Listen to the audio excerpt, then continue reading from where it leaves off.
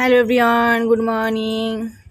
তো দেখো সকালে পরোটা খাবো, তো সেগুলো রাত্রে যেগুলো বানিয়েছিলাম সেগুলো গরম করে নিচ্ছি, আর তার সাথে চা বানিয়ে নেবো, লাল চা।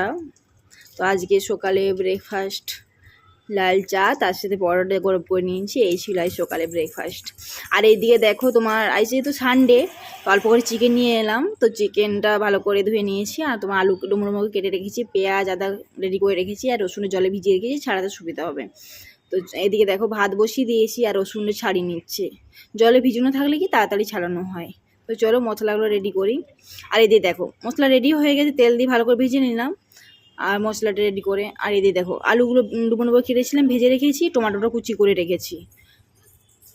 চলো মশলা দিয়ে ভালো করে কষে নিই চিকেনটা, তারপর তোমাদেরকে দেখাচ্ছি। আর এদিকে দেখো তোমার চিকেনটা আমার রেডি হয়ে গেছে পুরোপুরি। আমি গরম মশলা দিয়ে দিলাম, গরম মশলা দিয়ে ঢাকিয়ে রেখেছি। তো চলো রান্নাবান্না কমপ্লিট হয়ে গেছে, খাবার বেরিয়ে নিই। এদিকে তো ভাত নিয়ে নিয়েছি আর চিকেন নিয়ে নিয়েছি তার সাথে।